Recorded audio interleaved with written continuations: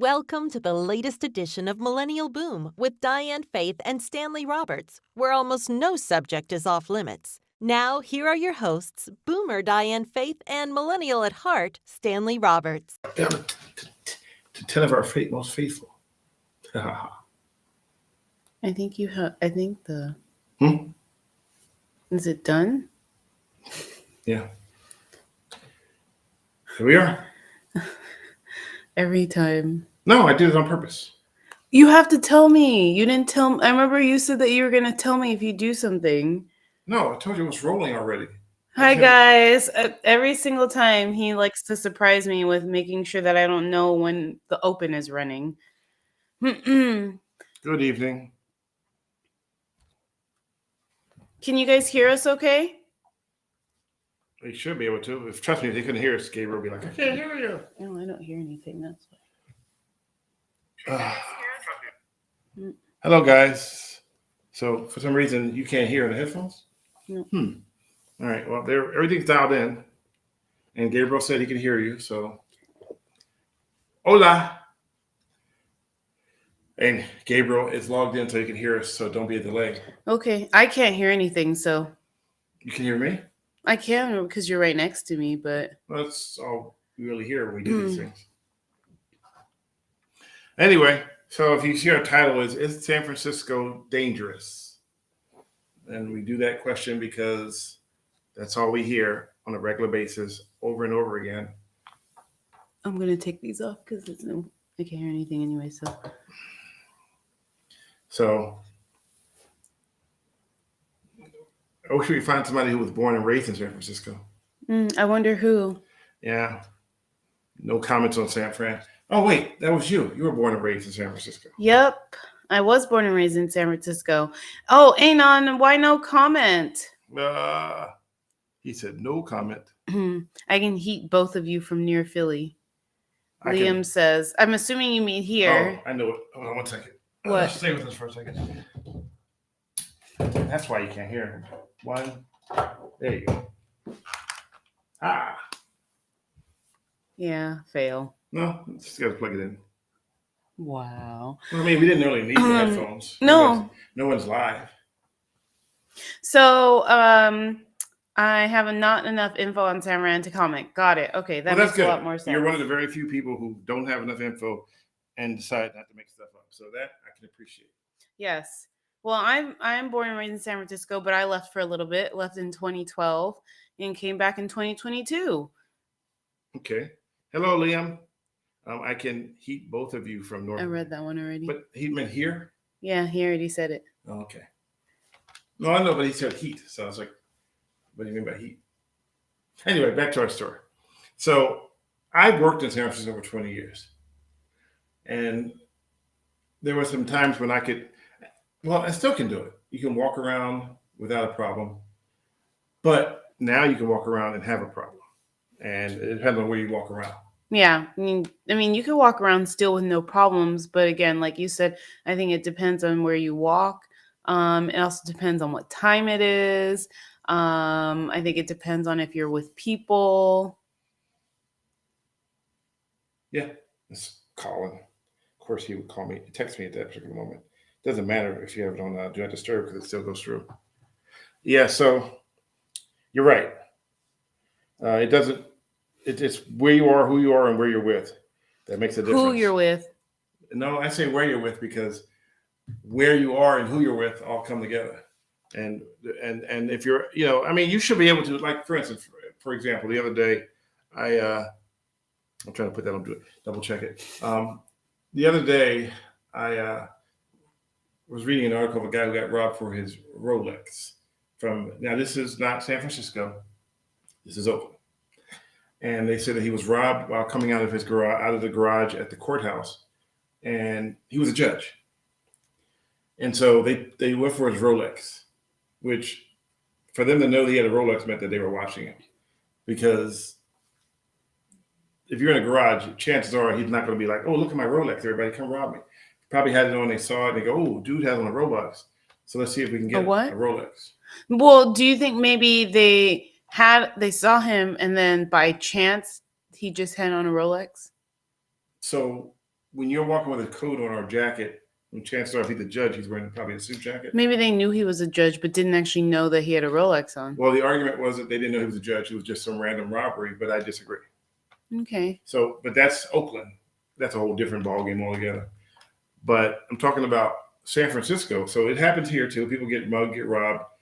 But it happens in a lot of other cities. But for some reason, there's a bullseye on San Francisco because of San Francisco's politics. I think there's also a bullseye on San Francisco because of San Francisco's drug issue.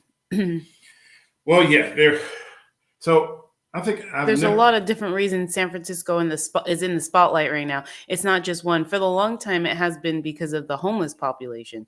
Oh, wait, I should take that back because they now use the term unhoused. I don't use that term. I still say homeless. So that's just okay. So, I don't know if that's a PC way, but no. I still say homeless. So what I learned when I came back to do Gotham by the Bay, which by the way, it's approaching close to 1 million views on Newsbreak.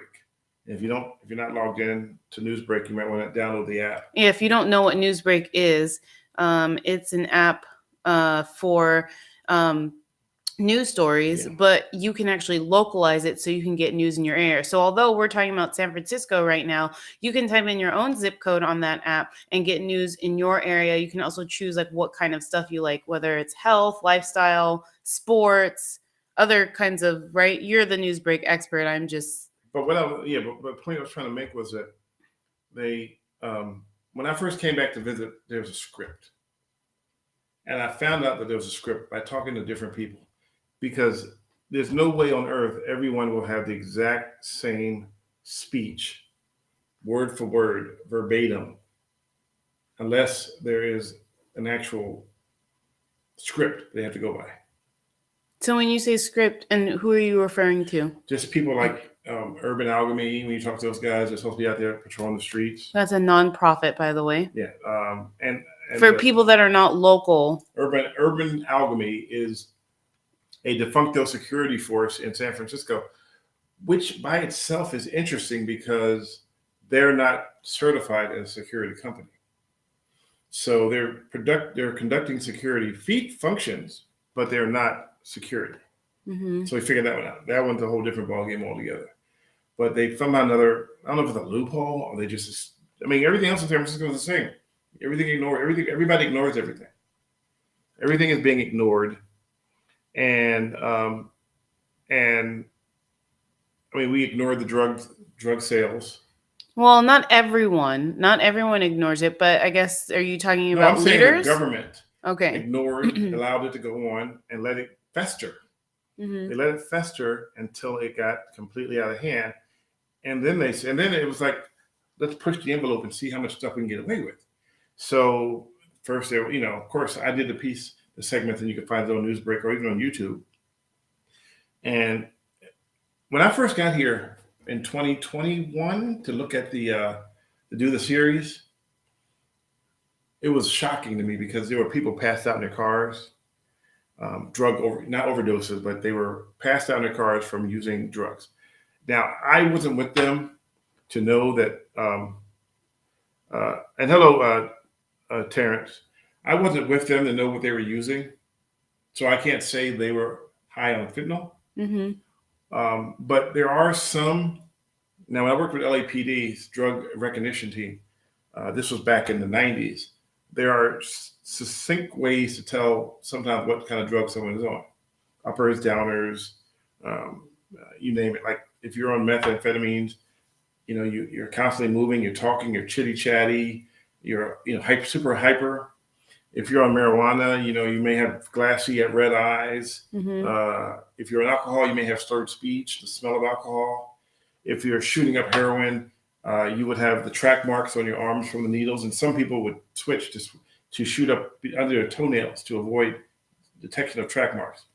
And people who do underneath their toenails are usually people who are trying to hide their addiction because they don't want anybody to know it, because track marks are visible. You can see it. It's like you have a bunch of IV needles all them down your arm. Mm-hmm. And then sometimes you'll see people with a bunch of sores.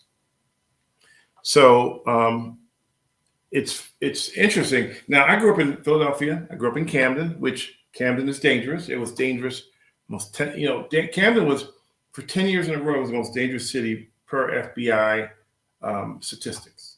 Dangerous in shootings, robberies, muggings, drug use, all that stuff was common practice in Camden, in Philadelphia, and certain other cities, Newark, Trenton. It was normal. You knew it. You knew where to go. You knew where to stay away from. But we didn't label the entire Camden as dangerous. We also didn't label the entire Philadelphia as dangerous. We didn't label the entire Trenton as dangerous. But yet, for some reason, we've labeled the entire city of San Francisco as dangerous. Do you think it's because San Francisco is such a smaller city in comparison to cities like Philadelphia? Well, Camden's not as big as Philly.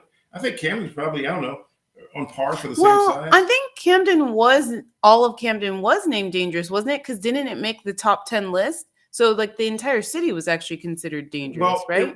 But there are some parts of Camden that you could have went to that you knew that you could walk around and there were no problems. Just like San Francisco. Just like San Francisco. Yeah. And my point is that if you talk to people, now the thing I get from people all the time is, oh, how do you walk around San Francisco and not step in human crap?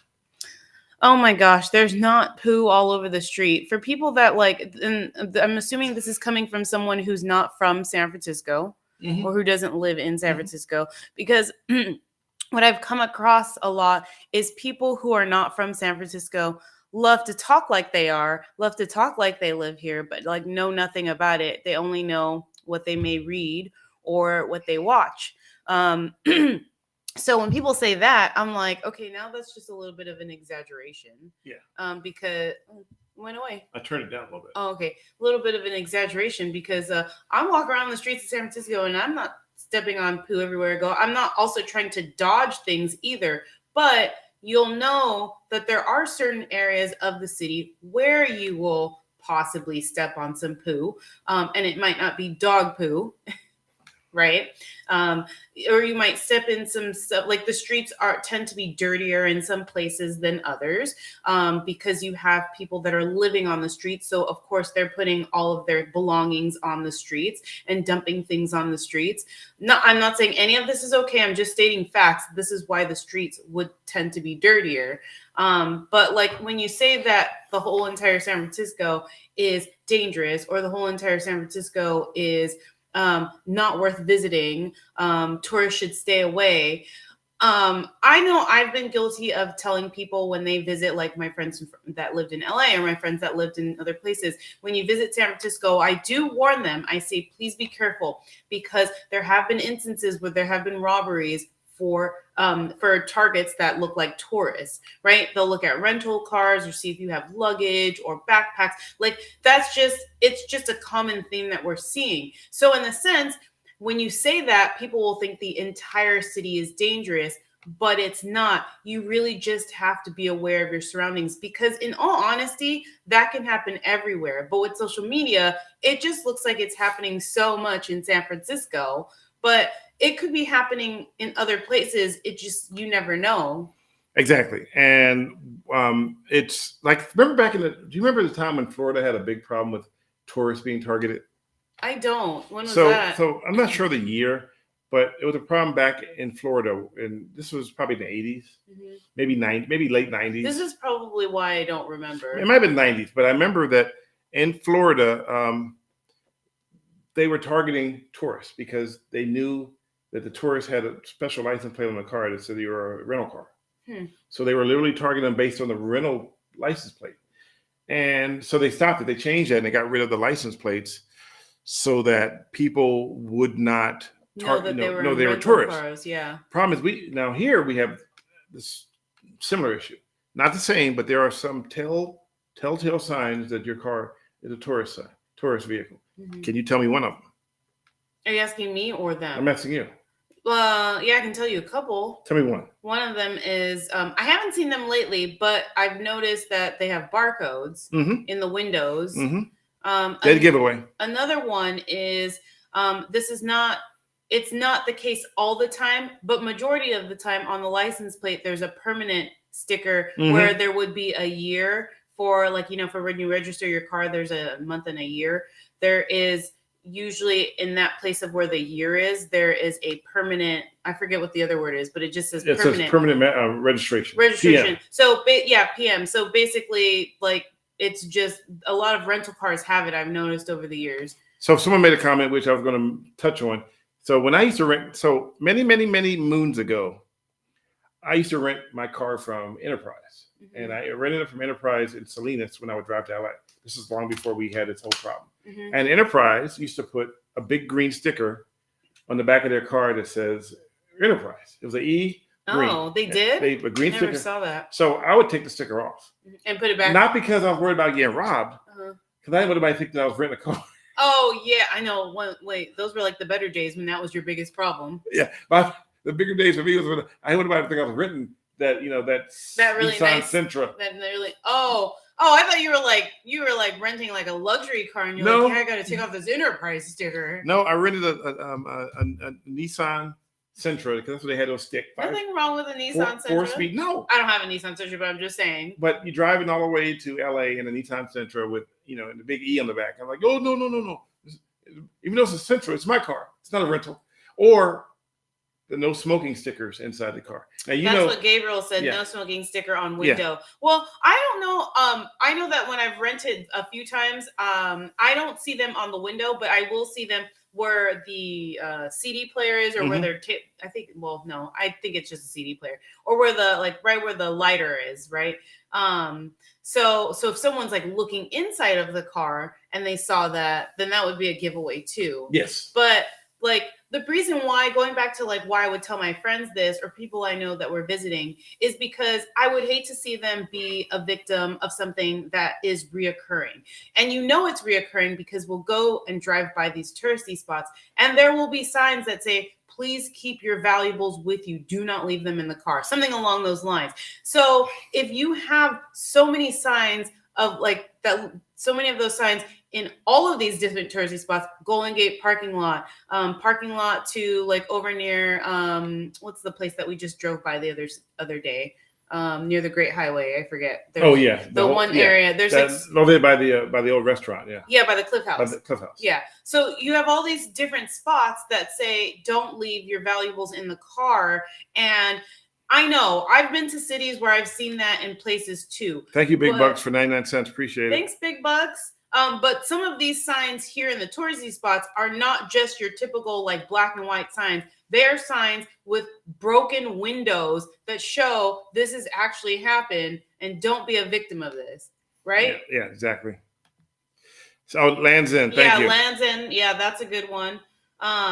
So while you're thinking about it, I used to cover car break-ins and try to prevent people from getting their car. This was a regular feature for me, to go out there and show you the hot spots for car break-ins. Mm-hmm. So the Golden Gate Bridge on the Sausalito side was a notorious hotspot for car break-ins. On the Sausalito side? Yeah, the side over. Oh, the side with the stick. Was it the stick figures on the sign? So I suggested that maybe they put up signs that says, "Hey, be careful, your stuff gets stolen." So they had a little teeny sign like this big at one point. Mm-hmm. It was super tiny. It was like, hey, watch your valuables. Nobody's paying attention to the sign. They're too busy looking at the Golden Gate Bridge. Look at that huge bridge. Yeah, but if you have a big sign with a broken window on it, some locations, that'll get your attention. So then they had A-frames, those little things you sit there so people could see it. Mm-hmm. But again, people do not read. Mm-hmm. They are on when you're in tourist mode, you don't see anything other than touristy stuff. And you don't pay attention to any signs because you figure these signs are for the locals. They don't mean me. They're like, I just want to get this snapshot. I just want to get this one shot. It's only going to take me 20 seconds. Do you know 20 seconds in the Bay Area can cost you $400,000? Cost you a lot, yeah. No, I said 400,000. Why specifically? Why that number? 400,000? Because it happened. So. The person that left the cash in the car? It was cash and bearer bonds. Oh God. So they flew in, according to Park Ranger. This is not me. This is me talking to a park ranger that worked for the U.S. Parks before he retired. He said that there was a couple that flew in from China, and they decided to sightsee a little bit before they went to check in, but they had a suitcase full of cash and bearer bonds. They were going to come here and buy some properties. They flew in to buy property. Wow. And they left their stuff in the car over on the opposite side of the Vista Point, the other side where you look down and you could look across the bridge and see San Francisco. Mm-hmm. They got out to walk over to get a shot of San Francisco. They said they were out of their car and people have a tendency to fudge the amount of time. I mean, it's always a short period of time. I was just gone for a second. Well, because it seems like it. Right. Like when you leave your kid in the car and then you come back and there's like 100 cops there trying to get the window open. You go, but I was just gone for a second. Well, let's take it how long time it take for the cops, the paramedics, everybody to show up at your car. That was definitely not a second. That was definitely some minutes. Yeah, that's at least 10 minutes. So let's not hear. But their argument was that they were there for a few seconds. They came back and all their luggage was gone. And then it was. Now, they could have made up the amount of number. But why would you make up that you lost $400,000? And the guy said the woman was in tears because everything she had was gone. Yeah. So there you go. And so there are many spots that have been and always have been hot spots for car break-ins and theft. But the problem is, and here's where we're going to address the problem. The problem is that the politics of San Francisco have moved it so far in the wrong direction that people thought it was okay to do whatever they want. And it wasn't just politics. You hired people that you put in the so-called police commission, whose job it was to, make sure the police do their job, were making it so police could not do their job. Yeah. And that's another problem, is when you're literally writing legislation to tell the cops that they can't do their job. Now, keep in mind, police they're nothing more than enforcement. Law enforcement. Say it again. Law enforcement. One more time. Law enforcement. Say it louder for the people in the back of here. Law enforcement. So that means that their job is to show up at a scene, determine if any laws were broken, and if any laws were broken, to take appropriate measures to get the person either ticketed or off the street. That's their only function. They're not babysitters. People call the police because, let's say you and I had an argument. And then you call the police. Well, the police show up. They don't care if you had an argument. They care if there were any laws broken. Did you hit me? Did I hit you? Did we fight? Did you pull a gun? Did you pull a knife? Did you make threats for my family? Any of those things that happen in law enforcement, that's their job, is to fix it. I think that's a really good and simple way to put it, to just for people to understand, because some people will call the cops because someone stared at me wrong, or and it's like, and I mean, there's all sorts of weird kind of calls, but I mean, when you simply think about it, it's to enforce the law. I think one of the also big issues with San Francisco is that there is a huge shortage here when it comes to police, right? When it comes to police, there's a shortage now because we've managed to demonize law enforcement. The bad guys have managed to convince everybody else in the world that the cops are overall bad. So you should trust the bad guys and not. And I'm not saying all cops are the good guys, because there's some issues with some. I'm not going to. There's good and bad for everything. So we've managed to demonize. We've made people realize that, and there was no saying, I can't think of it off the top of my head, but it's to do with the biggest the biggest trick Satan ever played was to make people think that he didn't exist. Now think about that. The biggest trick Satan ever played was to convince people he didn't exist. And I'm not into Satan, and I'm not into that whole religious thing totally, but there's some impact to that when you think about that. There's some definite impact that now we believe that. And it's funny, we're anti everything now, unless when you say we, you're not talking. I'm saying we as a generalization. I'm not talking about me and him. We're talking about the population as a whole. I just want to be clear on that. No, when I say we, I'm using as I'm assuming everyone knows, but I also don't want to assume that. So just like Gabriel said, the post office adage fits right there. And I used to say that a long time ago, and I still say it. If you don't like the police, then call the post office. Well, and you know what they'll say? The post office can't do anything. Exactly. Well, so I want to go to John's comment, because I think this is interesting. He says a couple of guys broke into our building last week to smoke fentanyl in an out of the way public area. One of them ODs and the other one was running through the halls yelling someone. Oh, no, hold on. That went down. Sorry, my chat moved up. Someone get me some Narcan. Yeah. Yeah. So and now they want to make, and don't get me wrong, I'm all for people if we can save people's lives, but I'm Darwin across the board. If you're dumb enough to do stuff that's going to get you killed, then you know what? It's on you. Yeah. I'm sorry, but I'm not going to try to keep saving you if you're not going to want to be saved. Well, I mean, I can't speak to why people. Well, obviously, we have the right. We have the free will to make any decision we want, right? When it comes down to it, right. You, I, everyone in this chat, everyone out in the world has the free will. Okay, not everyone in the world, because there are some people that don't, but majority of the people can choose whatever they please to do, right? And there has to be the acknowledgement that there are consequences for all of those actions. So whatever you decide to do, there's going to be a consequence for that. So if you decide to do drugs, there's a consequence. One of the consequences could be that you OD. The other one could be that you start getting addicted and you want more. The other one is you can get caught by police and get arrested. Or the other one is someone's just going to walk by you or whatever. They're just consequences. But I think people don't want to face the reality that there are consequences to all of their actions and just want to keep doing it without thinking about the latter. So let me ask you a question. You can answer this question. So let's say you had a friend. Mm-hmm. They jumped off the pier, right? And you jumped in to save them, right? And you pulled them to shore and you saved their life. You're like, oh, man, I'm glad you didn't drown. I saved you, right? And then you go and you let them go and they run back and jump off the pier again. Would you jump in and save them a second time? Ooh, that's a tough one. But why? Yes, I would. Okay, so let's say you saved them a second time. I would. But I think. Okay.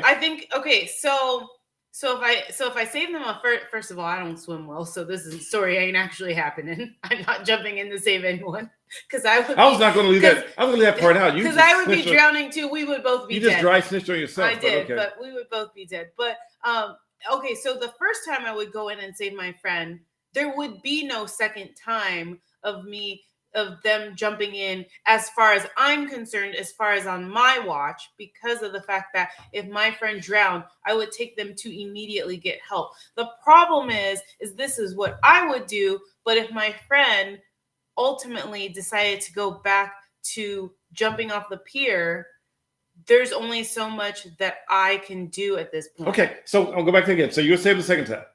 I would try to save them the second time. Okay. So then you there's a third and a fourth and a fifth, right? And they jump in again. Would you go again to save them? At this point, we're going to have to put them in a restraining bed or something. No, would you jump in? I'm just kidding. Would you jump in to save them to put them in a restraining bed, or were you just like, you know what?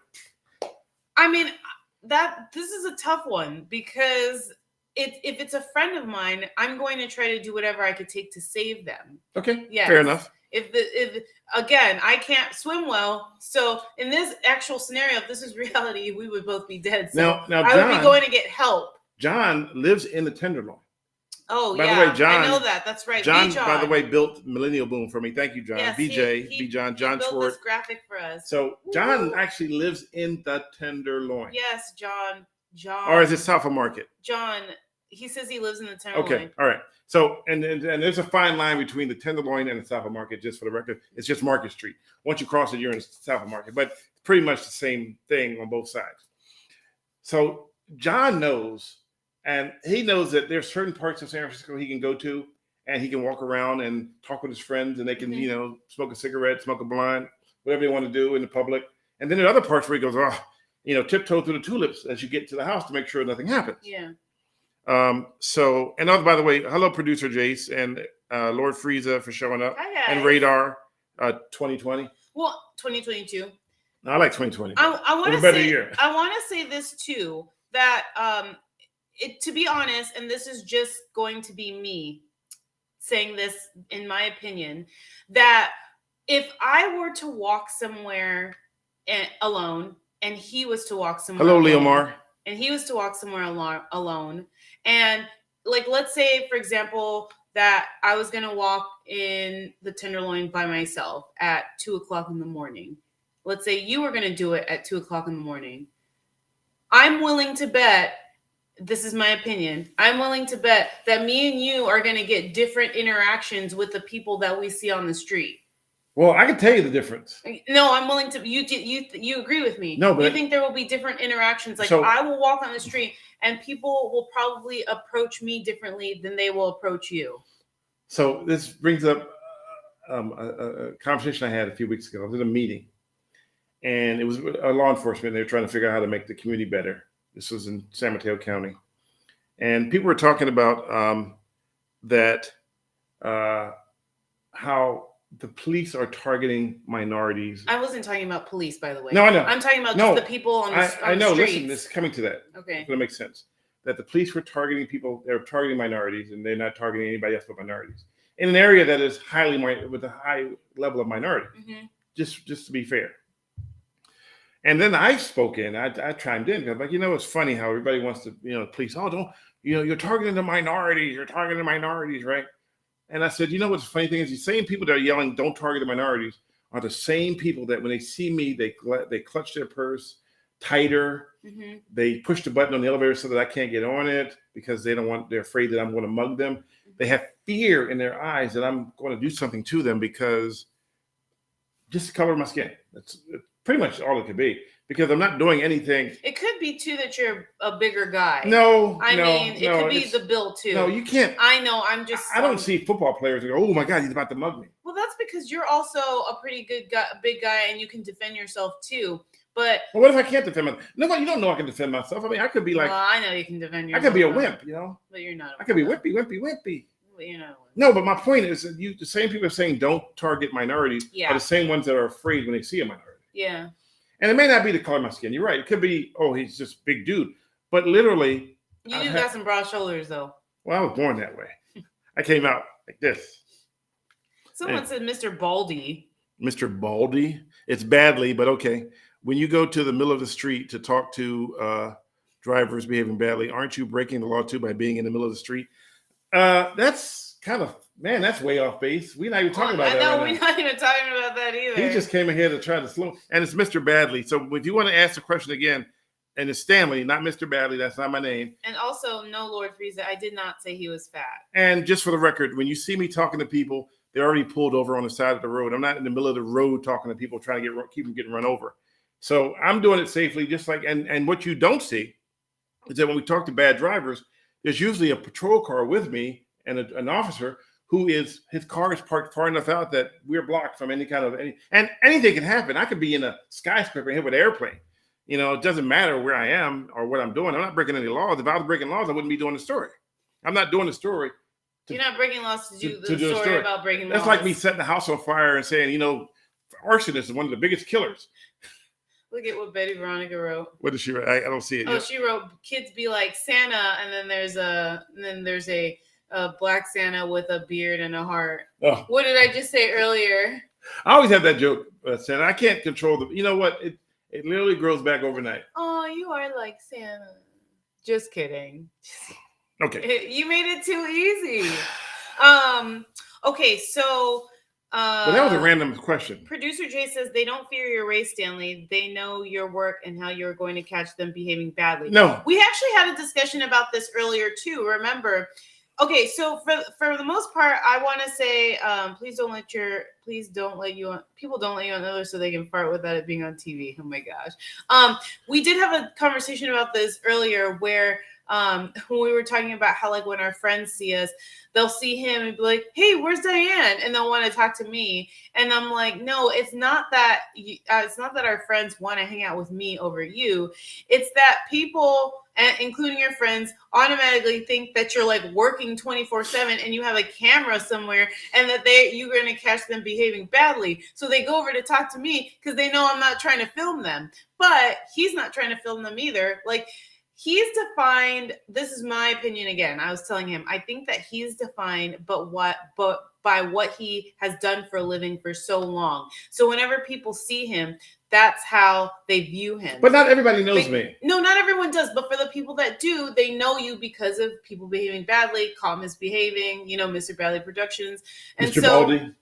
No. And so that's why when people see you, they're like, oh my gosh, who's behaving badly? Oh my gosh, do you have a camera? Because that's who they know you as, even though that's what you do for a living. But that's not all that he is, though. Remember the time when I didn't have on the plaid shirt? And people thought, he's not working because he's not wearing his plaid shirt. Yeah, because he used to have this plaid shirt and the animation when he worked at that station. And They're like, oh, you're not working. You're not wearing Oh, your you're plaid not wearing the shirt. plaid shirt. Okay, you're not working. You're good. Like what? But anyways, so Radar says, Diane and Stanley, what do you think of laws that California has on the books that are not family values? What would you consider to be family values? Can you give an example of a law, Radar? Because I'm not exactly clear what you mean. Clear of what you mean. Well, on what you mean. I mean, everything nowadays is family values, but the question is, what are you talking about in general? Yeah, is there something specific that you're talking about? Because for that one, family values is a broad statement. Yeah. I mean, eating cereal in the morning could be a family value. Yeah. So, and also, Eating cereal. and we'll come back to you in a minute once you write down the question a little bit more specific to what you're talking about. But Gabriel asked, "Thank somewhat on this topic. I want to know about your adventures with Michael Schellenberger." That was our first time meeting, and he shook my hand. I shook his hand. We both knew who we were. I said, the internet's going to lose their mind when they see that you and I have finally hooked up and connected. And they had an event, and they're about to launch a few things. I'm not at liberty to talk about them because that's not my place. But they had a little event, and we went to it. And that's the first time Mike and Mr. Schellenberg and I met. And it was interesting, and we had a good conversation, and I enjoyed talking to him. Mm-hmm. What's in the future? I don't know. All I can do is tell you to stay tuned. And it's funny because when I posted the tweet of him and I, oh my God, the internet lost its collective mind a little bit. Yeah, a little bit. I won't say the whole internet because it wasn't like 100 million comments. But the point I'm making is that all of a sudden the innuendos and what have you started coming out of people making up stuff. I must be I'm a MAGA hater because Oh yeah, you had some people that blocked you too. That I love how people comment on your stuff, but then they block you. They block me before they make a comment that's negatory or derogatory, and then block me so that I can't see the comment. Like what? Like that's why I'm like, people say stuff and they hide behind the computer because that's stuff that they wouldn't say in front of your face. Because they have the audacity to post it and then just block you. And Gabriel's made a point that he retweeted to his 743,000 followers. I don't know how many he has. I don't follow him that closely, but that's it's a huge number. But remember though, because you have 700,000 followers, maybe only 10% of those followers are actually active on your account. Mm-hmm. I know this because I have 30,000, and I think about 30 are actually in like interactive with you. Interactive that I know who they are. Mm-hmm. The ones who I interact with, I know them by their name. I know who they are. I know what they wrote, what they think, how they think. And I'm followed by everybody from far right to far left. I hate using those words, but I hate how everyone wants to make things like kind of like political nowadays. But I think we've gotten too far into it too. And it's also, next year is also an election year, which makes it even heightened. It's going to be a little bit messier next year. But did he get the new question come back yet? Okay, so Anon said a few things. Hold on, let me scroll up. So he says, so actually producer Jace said something, I think more on the lines of quality of life laws. Anon says, I think family values is dependent on the individual asking. And then Radar says laws that protect criminal versus citizens. So laws that protect criminals versus citizens. Law is supposed to. I'll just say this: no law is supposed to protect the criminals. Yeah, but unfortunately, they do by default sometimes. We've seen a lot of that happening here in Alameda County. We were. Right? Here in Alameda County? In Alameda County. Yeah. Well, we've seen certain cases where, remember the road rage incident where the 30-year-old was killed in the road rage incident, and there was a 17-year-old that pulled the trigger and was not charged as an adult. He was charged as he was charged as a juvenile. And so he, I forget, I think it was like 7 years. I think it was 7 years that he would see. Yeah, he in 7 years, his record is expunged. pretty much. No, I think it was 7 years he was like that they're expecting for a sentence, but it could be like anywhere between 4 to 5. So in any case, there's a lot of fights going on right now in Alameda County specifically, right? Because there are some cases where the criminals, people are fighting because they believe the criminals didn't get, or they believe the criminals got let go and the people that were the victims didn't get their justice. Yeah. So anyways, in regards to that, I don't think there should be any laws that protect the criminals, but nowadays we see certain cases where that's not the case. Let's go backwards for a second, because this has been stuck in my head forever, and I wanted to talk on this, and I never talked about it publicly, but I will talk about it right now. So is it Binko Brown? Oh, hold on. How do you pronounce the guy that was? Hold on. The person that was shot and killed at the Walgreens or Walmart or Walgreens. Walgreens. Hold on. Banco. Thank you. Banco. Thank you, Gabriel. Banco Brown. So now here's an interesting take. So, and I'm not saying, and I'm just going to make it clear, I'm not saying either party was right or wrong. Just me watching the whole incident. So he, she, they, I don't know, whatever they identify themselves as. I think their pronouns are they, them. Okay. Anyway. I think. I don't know either. They're passed away now, so it doesn't quite matter as much. But the point I was trying to make was that he was trying to quote unquote shoplift at the Walgreens. Mm-hmm. And then people tried to dismiss it as, well, he was trying to steal some candy. He got killed over some candy. And so, of course, if you say candy, it sounds like a kind of like a child. Like, oh my God, he was stealing candy and they killed him for candy. So little. But everybody wants the crime to stop.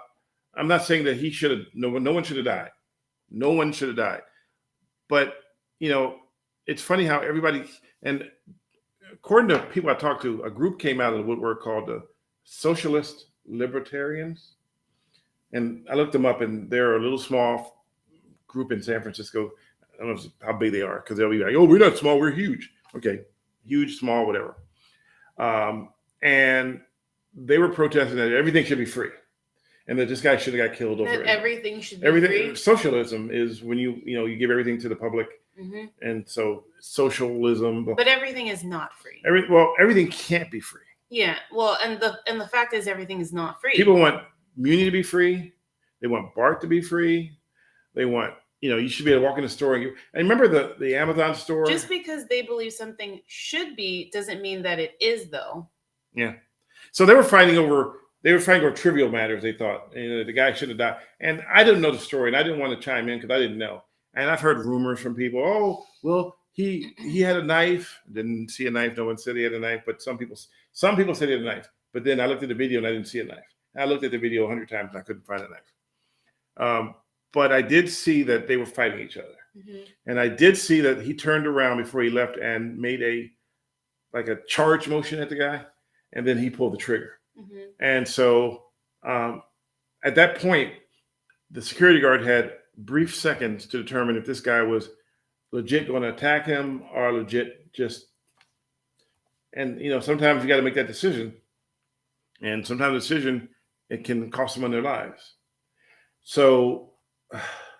Well, so okay, so this is just one situation, but here's where I find where I'm a little torn, because San Francisco has a big issue with shoplifting, and we see this on a lot of the videos, and we see this in person, and we hear this from stories, because I had a situation yesterday where I went to go get something from Target, and the lady explained to me that just because in the app it says there are 4 items doesn't necessarily mean that's true, because if they don't have any of the items, what could happen is they could hand someone an item and they just don't pay for it and they leave, and it doesn't get changed in the app.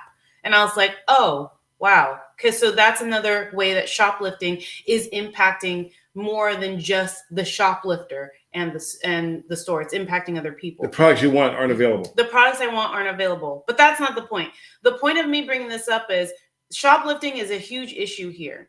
The reason why I'm torn is because security guards are not supposed to, apparently security guards are not supposed to engage. They're supposed to, depending on the store, they've been told you just have to let them go. You're not supposed to try to get the products back. You're not supposed to try to stop them. And I'm torn because if they don't try to stop them, they don't try to get the products back, if they don't try to put up some sort of fight, and I'm not saying that involves a weapon, I'm not saying that involves punches, a fight to stop it, then it will just keep happening over and over and over. But I also think it's a bigger issue. It's not just the security guard and the shoplifter, but it's the enforcement of the laws and the law that's in place, and the fact that people are still making sure that they don't rob, or not rob, but they don't steal like a certain amount of merchandise, so that it's only considered a misdemeanor versus a felony. So there's no huge penalty to doing these things, so people just keep doing it over and over and over, and then we have this situation where someone gets killed over this. But we have people fighting for the person that shoplifted, saying this needs to stop. But at the same time, if the shoplifting stopped, if the shoplifting stopped, then we wouldn't have these certain situations to begin with, right? So I'm torn because, yes, I don't think someone should lose their life over shoplifting. I can't talk again, shoplifting. But I also don't think people should be shoplifting to begin with. Well, so that's, if that was my rant for the When I grew up in Philadelphia, they had loss prevention teams at like the mall, the Philadelphia, the downtown. We had the mall, the shopping center in downtown Philly. Notorious, and this was back in the 80s. Notorious for people running out of the store with trash bags. Wow, in the 80s, full of merchandise. Wow. So this is not new. They no, would do this, it's not. But the difference was that they had loss prevention security guys in plain clothes that would chase them down to get the stuff back. They would chase them down and go after them and get the merchandise back. But ultimately, and in some cases, they would chase them down through the city streets of Philadelphia. And one guy random dude decided one day that he was going to help. So he tried to tackle one of the guys. Yeah. And the impact caused him to have his shoulder dislocated. Now, guess what? The companies aren't going to pay for his shoulder replacement or whatever they do. Yeah, surgery or something. So, I mean, that's what their job is. But now it's become, observe and report. But that doesn't, and when you have a shortage of police and it's all about insurance, by the way. It's all about insurance. Everything boils down to insurance. If the security guard tackles someone and the person gets injured, the person will come back and say it was unused. Hold on, I'm going to read a bunch of stuff. My thing is going like crazy right now. That they're going to get sued, and everybody's worried about litigation. And there are law firms out there just waiting for someone to do something so they can get a piece of the action. Mm-hmm. Matter of fact, we watch TV here, and all we see are commercials from law firms trying to get people to come to me. And one commercial was kind of funny. I told it to your attention. We've even decided that from now on, we're not going to charge you up front. You only get paid when I get paid. I'm like, they've been doing that since the 60s. Law firms do that, though. That's not even new. Yeah, I know. It's like, why would you lie? See, first of all, you lied to me because you're saying that you did something that nobody else is doing. Everybody does that. Everybody does it. There's a lot of comments. I know, a lot. But, what happened in San Francisco right now has gone too far. And David F-Baum made that clear. It's gone too far right now. Everything, it's like, and the bad part is you can't, if you pull somebody over now for something, like, oh, you're targeting me because of this or that or whatever. It's automatically playing the victim role. Right. And so people when I did the segments, one of the biggest problems I had with doing the segments was that people would come after me for doing my job. Mm-hmm. How dare you? And it's like the guy who said, well, won't you break the law by staying in the street? I'm going, really? And there are a whole lot less things to do. Well, aren't you breaking the law by having us stand in the street to to pull you over because you broke the law? Yeah. I mean, you got hit from a red light, stop sign runner. I did, yes. I got hit by a drunk driver a long time ago. Drunk guy, just barreled out of control and crashed into the car. Mm-hmm. Do you know what they asked me when the paramedics put me out of the car to put me in the paramedics? Oh, were you wearing your seatbelt? I'm like, I'm parked. Why would I have my seatbelt on? Well, if you're in a car, you should always have your seatbelt. That's why you always tell me to wear my seatbelt while I'm sitting in the car. Even parked. Yeah. Even parked, they will say. And then, so let's say you said, well, yeah, I have my seatbelt on. Well, then how would they know if you did or not? People go, well, they won't have to know. How would they know? Because wouldn't there be like some sort of like impact here, like on your chest area if you were wearing it? Seatbelts are made to ratchet in when things happen. Yeah. So you get burn marks. Yeah. From whatever. So let's say we get in a crash and we switch sides because I'm drunk, but I don't want nobody to know that I was the driver. And we get in a crash. Well, how should I gotta do is look at the burn marks. How would I get a burn mark on this side if I'm not driving? Well, what if we both weren't wearing seatbelts? Right. Then we have bigger issues though, because I don't even think we'd be able to switch sides at that point. Radar asks, what do you think about laws that protect illegal immigrants versus U.S. citizens? You know, that's a loaded. That is a loaded question. That's a loaded question beyond your wildest imaginations, because no matter which way you go on that one, it's going to be the wrong answer. It has to be. Well, and also as a journalist, I like, that was one of the biggest topics where I was just like, you know what? No, I have no opinion on this. I'm just reporting all of the facts and that's it. Everyone is entitled to their own opinion though. But on that one, I'm going to keep that to myself. Yeah, I'm not going to. The only reason I brought up the shoplifting and what do you call it? Now I lost my words, and offered my opinion for that one is because that is particularly to like San Francisco. I think though, when Gabriel says that the shoplifter or he was killed for fighting security, but what triggered the fight? Shoplifting. So shoplifting was still involved there. It's just that, yeah, he fought with security, but shoplifting triggered it. So if he didn't shoplift, would there still have been a fight? We don't know. But the point of the story is that shoplifting was the root of it. The fight ensued. And then after that, which got the Walgreens closed. Yeah. Shut it down. Mm-hmm. The security guard, the firm lost the contract. Mm-hmm. And the guy who pulled the trigger got fired. And the guy who was doing the shoplifting got killed. Yeah. And John said something about how the crazy thing is, I think it was John, the crazy thing is the funeral. Well, yeah. So I wanted to mention that. Yeah. So they were fighting at the funeral. But the reason why they were fighting is kind of was mind-boggling to me. Mm-hmm. So now the word, what I'm hearing from people is that they were fighting over the fact that some of the family members, now remember, he was homeless. He didn't have anywhere to stay. Nobody gave him a house.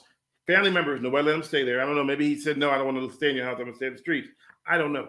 But no one was there but once he died, and he died from suspicious circumstances or quote unquote criminal circumstances, his whole family came out of the woodwork. Mm-hmm. And they were fighting because in the obituary, they forgot to mention some family members. No. Because now they're fighting over, now there's money involved. Yeah. And when my mother passed away, she had enough insurance for me to bury her and clean up the estate that she had left behind. She passed away.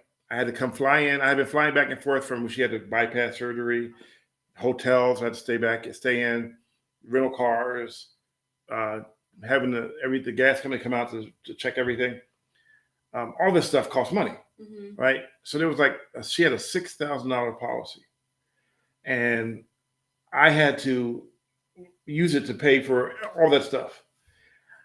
All that stuff had to be paid for one way or another, and I wasn't rolling in dough. So I get a phone call. Hey, where's that insurance policy? Because it was supposed to be for me. I'm like, I got the insurance policy. It had nothing about give this to anybody. It said take care of whatever to be taken care of. So I had to get everything shut down. I was like a little disappointed that the only thing I could think of, and I always said to myself, if you have $1 to your name and you die, there'll be 12 people fighting over that $1. That's crazy to me. That just people will fight you. Well, not fight you, but fight people for money. Yeah. So Radar asked, do you think there'll be a civil war in the United States of America? Oh man, we already have that's a loaded question. We already have a mental civil war right now. There's just a lot going on in this country that if you look at it and that's all you focus on, and you don't focus on taking care of yourself, you don't focus on your mental health, your physical health, loving your family, caring for your friends, if you don't focus on those things and you're only looking at the things that are going on in this country, then yeah, there's already like a mental civil war.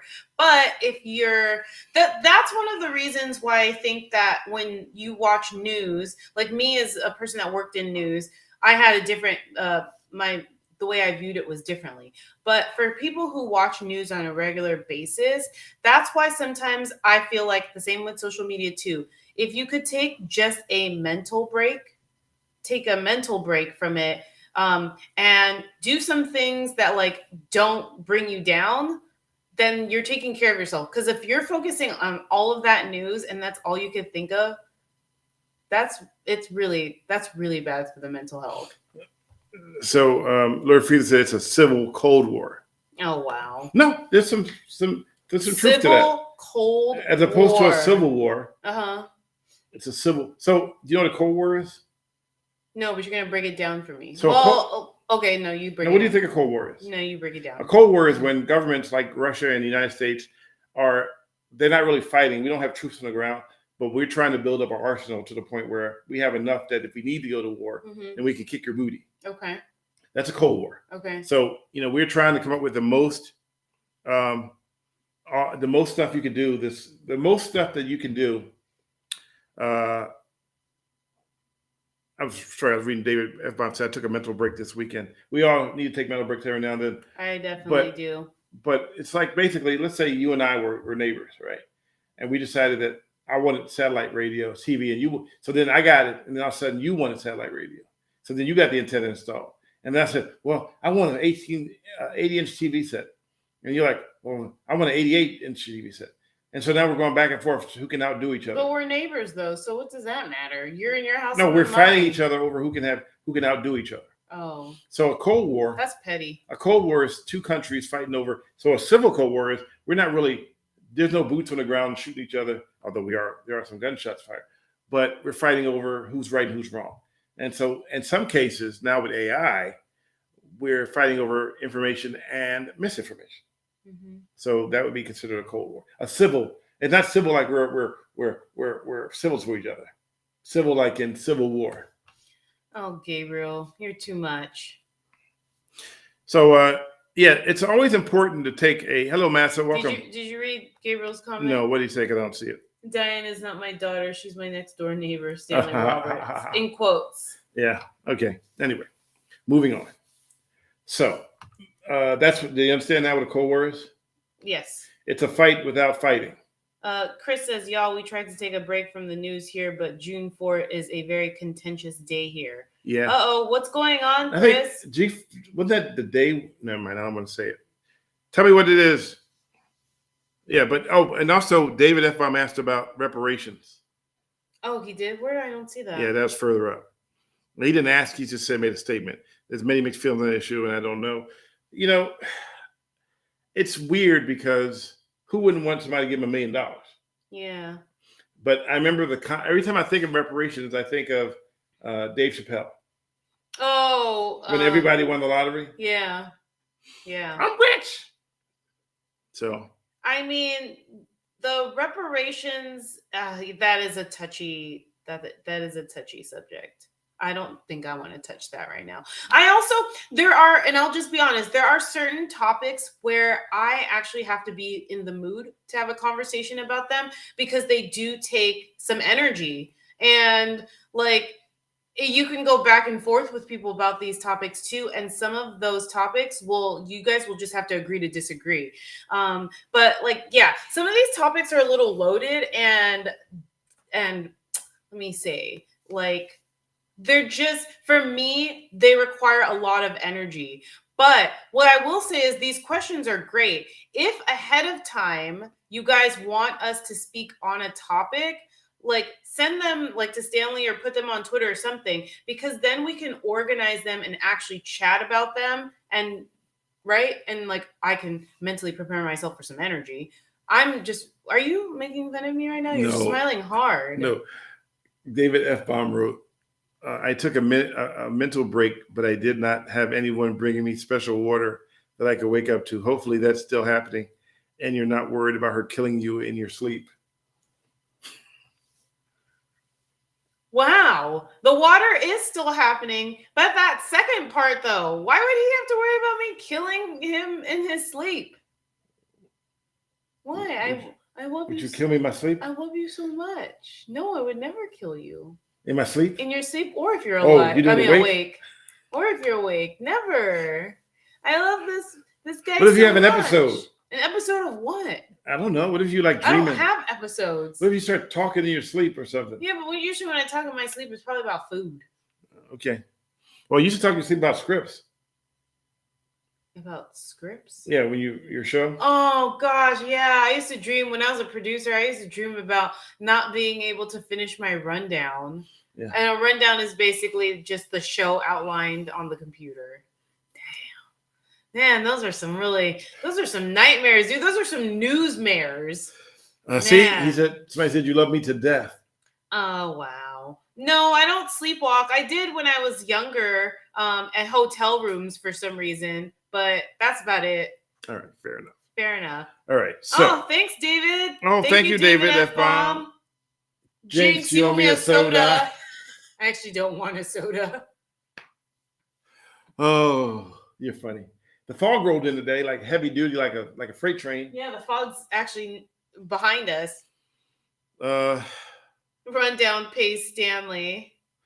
We don't discuss politics in here. No, we actually don't. But today was a little bit different. We kind of talked about around politics, but not politics directly. Yeah, the reason why this show is San Francisco dangerous? Or do you think San Francisco, or no? Is San Francisco dangerous? It's San Francisco dangerous. So we do realize that sometimes politics does become a topic when you're addressing San Francisco, because it is really a big part of this city. But we don't primarily like to focus on it, because what we do is we talk about our own personal experiences from living in the city, and me being born and raised. So I'm speaking from my experience and he's speaking from his experience. But we do know, and since we do live here, we do see certain things happening. We talk to certain people. And when you do these stories, you get a sense, you see what's actually happening. So again, we're speaking from experience and not necessarily, you know. And what's funny thing is I meet people, they're like, you should be out there with a cell phone, because, all right, let me go backwards. They say that I should be in San Francisco walking around and videotaping everything going on, right? Mm-hmm. Which sounds like a pretty good idea. What problem is created from that? What, you? Me just walking around with your cell phone, and even if I had a cell phone, what problems are created from that? Just from that alone? If you're by yourself, everyone knows who you are. So here's a good example. Everyone knows, and we got to wrap this up because we weren't going to be here all night. All night long. Just kidding. When I was asked to produce Gotham by the Bay series, which you can find on Newsbreak app and on YouTube, they were saying, well, don't bring the big camera, just bring your cell phone. Mm-hmm. You can record. I don't shoot I grew up my whole life shooting with a regular not a big camera, but professional camera. Thank you, David, for the super sticker. Oh, thank you. Thanks, David. F-bomb. So what happens is so I get off the plane and I check into the hotel, the Phoenix Hotel.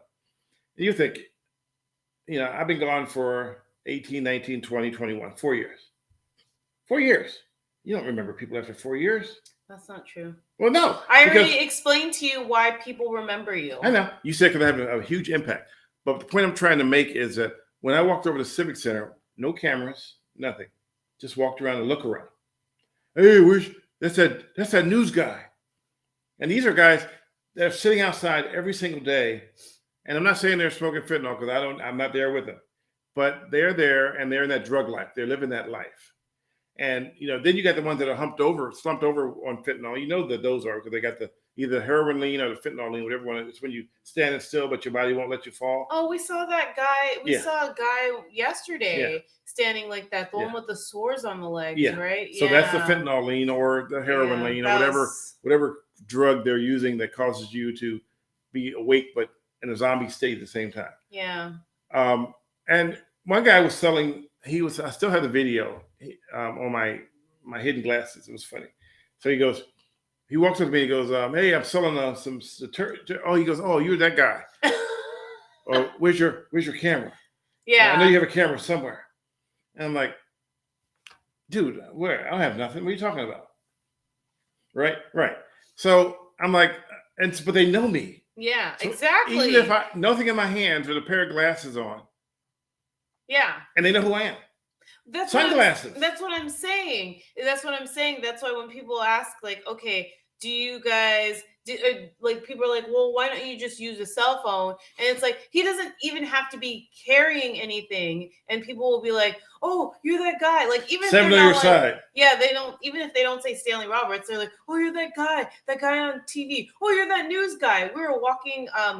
Was it one day we were walking along the pier, the Embarcadero with my mom, remember? And there was the two couples or whatever. And the guy was like, hey, you know who that guy is? That's that news guy. And they don't even say what station, like that people behaving badly, nothing. They just know you from the news. I'm going to say this really quickly because this is important. That I basically pigeonholed myself into not ever having a regular job in my life. You've been typecasted? Typecasted. Mm-hmm. Pigeonholed, typecasted. Because if I were to apply for a regular job, the interviews have already happened where they were like, oh, you're that guy from TV, huh? So why would you want to come work here? I mean, we don't pay anything like TV does. So I'm out. Or, oh, are you here to investigate what we're doing? Or why are you here? Or, oh, we never get any work done. So you got one side here and one side here. Make sure my hands are in the shot. There we go. And this side says no, this side says no. And here I'm in the middle going, but what? And then you got the other side that goes, but you're a legend. You're a legend. You can go and do whatever you want. Okay. So that was the time I went to the grocery store and asked them, can I get my groceries because I'm a legend? And she looked at me like, who the hell are you? Well, even if they know who you are, they'd be like, nah, sorry, I wish I could, but you got to pay. So David wrote, I absolutely love this feed on YouTube, but you two got to do better. I want more people supporting you too. Well, here's the problem. Thank you, Dave. Everybody in the Bay Area knows Stanley Roberts. My folks still are there and remember Stanley Roberts. And who do you think's going to win the NBA? Nuggets. Okay. So Nuggets, I'm going with Nuggets too. So yeah. So I don't know who won tonight, though. We were watching the game before we signed on. So yeah, we were going to not do it because of the game. And honestly, I'm not going to lie to you. We both are super tired. We were both super exhausted. I don't know if you guys could see it in our faces, but we went to showed up. Also, can you tell because I can't talk tonight? So we took her mom out for her birthday yesterday, and we went to Chili, San Francisco, and brought some Peking Chili House. Oh, I just saw who won. Peking duck. Who won? Peking duck. I thought it was Peking duck. It's Peking duck, but you say Peking duck. No, I just said. Well, I said Peking because you did. It's either one. The Heat won by 3 points. So now it's tied. Woo! Wow! I gotta watch the highlights when we're done. And then I'm going to sleep. So all I can do is try to find investors to help keep what I'm doing going alive, because I can't get a regular job. People will not hire me for a regular job. TV stations I talk to all say the same thing. Well, you don't fit what we want to do, because now the consultants have taught them all that the stories we need to do now are stories to build a better Bay Area. Hey, what's that channel Build a Better Bay Area they use. So everything is build a better Bay Area or something, better. But the funny part is they're doing all this, but the news is still the same. The news is still the same. They just branded it differently. Yeah. Hoping that people would go by the brand as opposed to the actual stories. And I look at the stories, I go, what? I could have done that story. Yeah, it's the same like negative, like bad news. And again, like as someone who worked in the industry, it's not all bad. What? No, go ahead.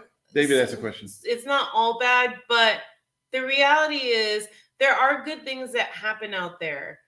The sad part about it is What's up, that Glitch? we're told that you can't cover all the good things. There has to be like what's that? I forget what that phrase is. What's that it has phrase? to be balanced. What's that phrase, babe? No, there's a phrase. Forget it. I'm so tired that I can't even. I'm not even making sense.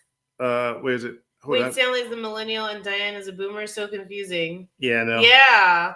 Oh, David F. said, so do you still get your special water in the AM? I was going to answer that. Yeah. Well, in the morning it's different because we've already got our naps in. And I still have a problem with this whole sleep thing. Okay, Beeb. Let's just say how it is. 1, you get your water in the morning. Yes. And 2, it's because I wake up before you. Yes. And 3, but usually, why do I wake up before you? Because I go to bed after you. No. Because you get up and do yogurt. No. Why? Because I'm lazy? No. Why? Because something wakes me up an hour before my alarm goes off. I still love you though. Yeah, so no? I still love you too, but so basically I've been having some issues with snoring lately. I know David says naps. I know you're like, well, we still get our naps in. No, we get like a good 8 hours of sleep in. Yeah. Well, we try to. So, yes, I snore. Yeah, so Diane doesn't have to make the bed. But here's the problem, Gabriel. I get up early. He gets up after me. Don't throw me in the bus. He still don't make the bed. He still does not make that bed. Okay, he makes the bed sometimes. Not all the time. Oh, wait, he made it today. I love you so much. Where's the keys? The keys to the Jeep? To that room. To that bus that you're driving back and forth over me. The yellow school bus? Yeah, the big long one with the extra kids on it. Make it extra heavy. So even when I'm driving, people yell out their window at me, "Hey, aren't you that guy?" Yep. So I can't, and it's funny, people go, well, I bet you behave badly too, don't you? I can't. How can I behave badly when everybody's watching everything I do? That's true. Everything I do. Even when I go to the grocery store, I was going to say something to you, but then I just wanted to see if you were going to behave badly so I can have it on video. What? But I behave badly every time we go to Costco. Oh, yeah. Oh, wait, I have a video, but I don't think I recorded it. Never mind. Wait, I have video, but I don't think I recorded it? No, I recorded. I didn't finish my sentence. I don't think I recorded it well, so never mind. But he does. He behaves badly every single time we go to Costco, and I cringe when he's about to do it, and I'm like, I can't. If you guys think you know what he does when we go to Costco, put it in the chat. We're gonna hold off on saying it real quick, just so we can see if you guys know. Yeah. But man, so David said, I need to step up and surprise you. Do I surprise you all the time? You just step up, Stanley, and surprise her, and I am. However you decide to do that sounds like making the bed. But do I not surprise you? In the AM? Just he period. says in the AM though. Okay, but in the AM, no. Yeah. You know what AM stands for? Another morning. You do surprise me in the AM. You know why? Because you wake me up an hour early with your snoring. That's surprising me in the AM. Stanley can't be a millennial. Listen to him. Jeanette says samples, doesn't put the cart back. Nope, that's not it. Keep guessing, guys. Keep guessing. What does Stanley do when we're at Costco? I like this because she literally said, we can't be on here long. And then you ask people to guess. I know. I told him that we can't be on here long because I'm exhausted. But now but this is actually bringing me some energy. All right. Not to mention I get to blame They'll never guess it. But by the way, I get to blame you for your snoring. Whoever guesses this, I will buy you I will personally buy you a Costco hot dog with a soda. We're going to live on the edge. What if they don't have Costco where they live? Well, Sam's good. Sam's place. Pretends to hit on you like he doesn't know you. No. That's a good one, though. Wait, so Stanley strategically snores an hour before Diane's alarm every morning. He's done it twice already. 2 days, 2 nights, 2 mornings in a row. Eats all the free samples. I don't even touch the samples. No, we don't touch the samples, especially since some of them are toilet paper. Yeah, and I was like, why would you want a sample of toilet paper? I'm like, I'm supposed to wipe my booty right here. Oh gosh. Oh, hey, Stefan, good morning from Switzerland. He says 9 hours ahead. Good Hello, morning. Switzerland. What's for breakfast? Swiss Miss Instant Cocoa. I always love to know what's for breakfast. Hey, did you say hello? Wait, did you say hello to before she passed away?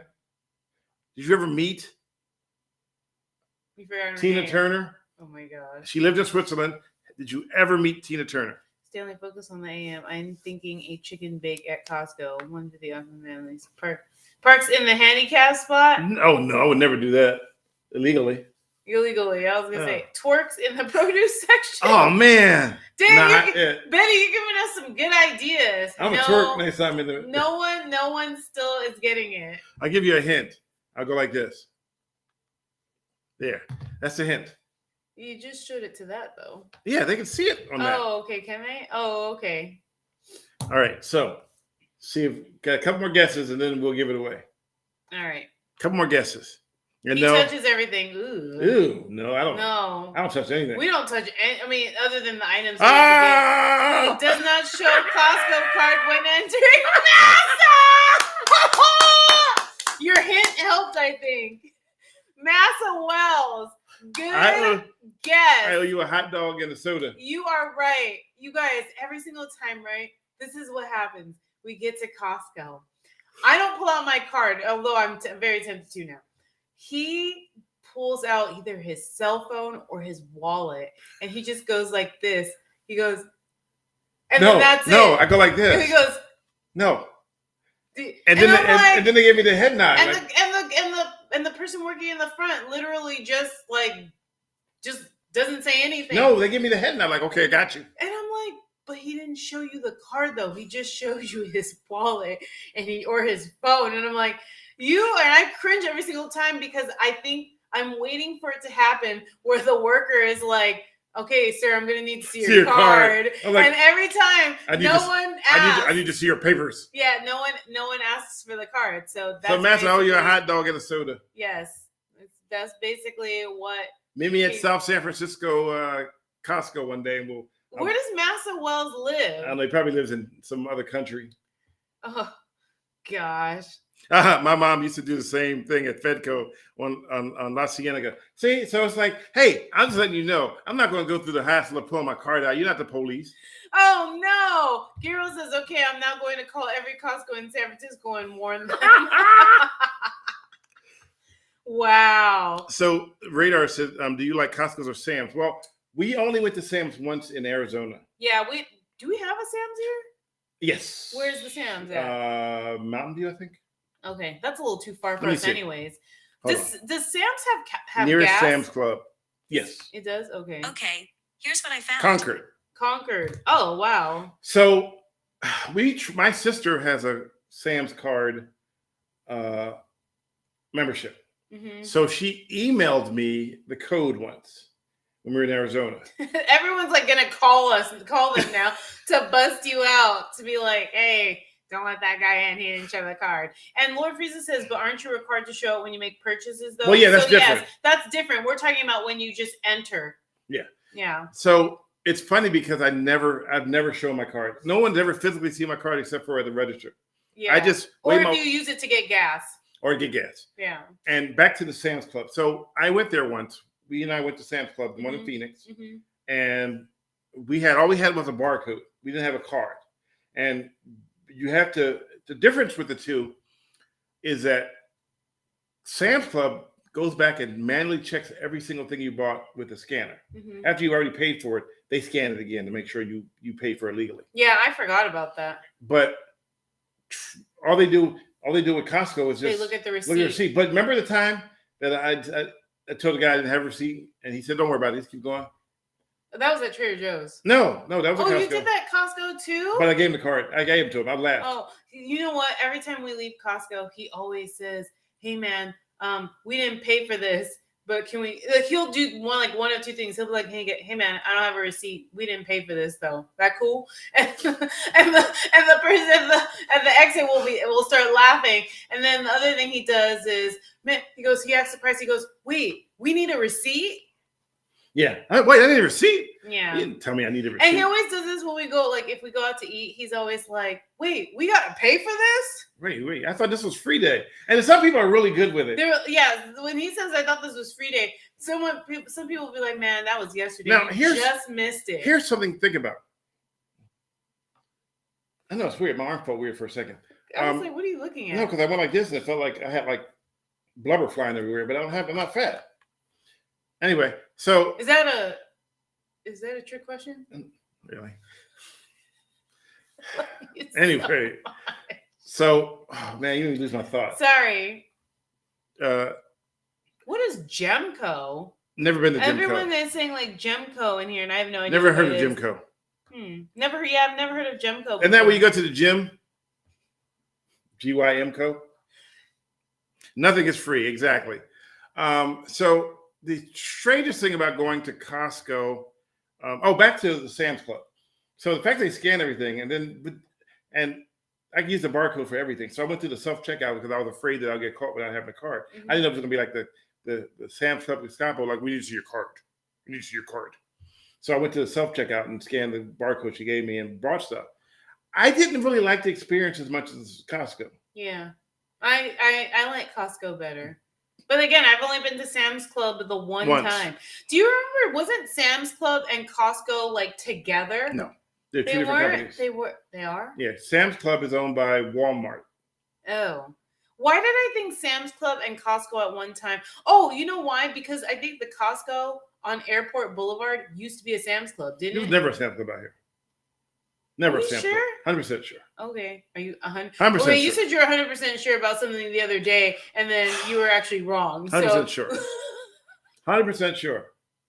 I've scoured every inch of the Bay Area, and I know there was a Sam's Club out here in close proximity. Okay. Yeah, I don't remember Gemco. Betty says there used to be one in Coma. I don't know anything about that. Radar says, do you like Costco pizza? No, yes. You know what? I'm a gourmet pizza guy. I don't eat Costco pizza. I don't really eat anything from Costco from the food court anymore. I like extra pepperoni, and they don't do extra at all. Oh, they don't? No. So no, I don't. I mean, Costco pizza at one time was one of my favorites, but since I don't really eat anything from the Costco menu anymore, I can't say I actually like it. But I think that it's actually like if you are having like a get together or something, their pizza is like $10. And I'll get the pizza just to have like, I can feed a whole bunch of people for $10. Yeah. Yeah, come on over. We'll feed you $10 pizza. Yeah. I mean, but you know what? They eat it like it's a $50 pizza. But all I have to say though is that's for me. I gotta have like some chicken and some other stuff with that because I need more protein than just eating. Do you like pizza. the Costco chicken? Oh, the rotisserie chicken? Hell nah.